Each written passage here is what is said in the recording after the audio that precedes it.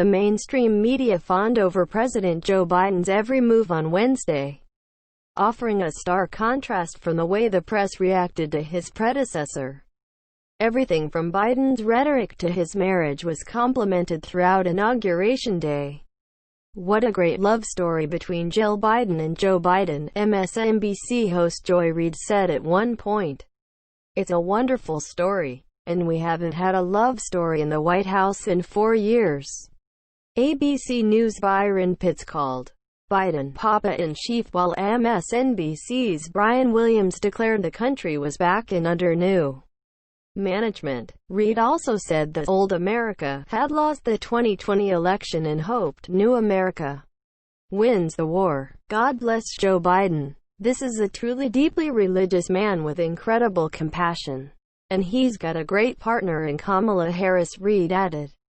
NBC News presidential historian Michael Beschloss said the country had a happy ending with Biden's victory. "This is Joe Biden's day. But actually, it's not Joe Biden's day. It's the country's day," gushed CBS' John Dickerson. "Biden was called a breath of fresh air and a man who gave Americans permission to feel good about who we are," while MSNBC's Chuck Todd labeled him the better angel president. "I can finally feel myself beginning to unclench my jaw, drop my shoulders, and exhale," author Jill Filipovic wrote for an opinion piece published by CNN. The Biden love fest was so over the top that the Media Research Center put together a 2-minute montage featuring some of the most egregious examples. These adoring takes are really just the tip of the iceberg as far as the praise TV journalists had for Biden's inauguration, MRC Media editor Bill D'Agostino wrote. "It's not as though anyone actually expected TV newsrooms across America to cover today's inauguration objectively. But boy, did they lay it on thick." The partisan nature of the coverage was perhaps most blatant on CNN, where everyone from alleged news anchors to network executives openly mocked the outgoing president, while publicly cheering the beginning of the Biden administration. CNN's David Chalian set the tone for the liberal network Tuesday when he proclaimed the lights on the National Mall's reflecting pool were like extensions of Joe Biden's arms embracing America. Jake Tapper, who is billed as a straight news anchor despite regularly offering his liberal opinions, declared that President Trump was disgraceful as the 45th president had prepared to board Marine One and head to Joint Base Andrews.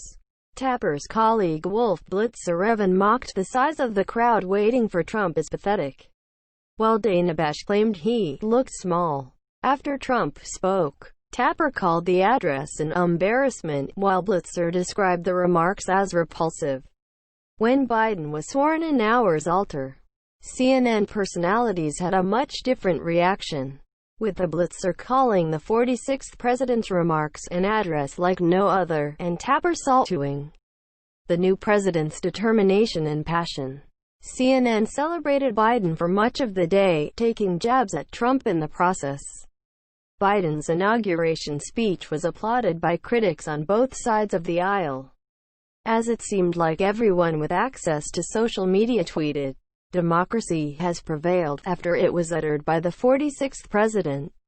But Biden's speech wasn't the only thing that media members fawned over and many descended upon Twitter to express excitement over the new commander-in-chief and disdain for his predecessor.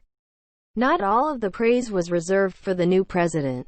Atlantic staff writer Edward Isaac Dovier fondly recalled Kamala Harris' hair blowing in the wind as she took the oath of office as vice president as, "Oh, nay of the simple, enduring images of the day. No one with longer hair." In other words, a woman has ever taken the oath of office outside at the Capitol before, because she's the first woman to ever do it, he helpfully explained.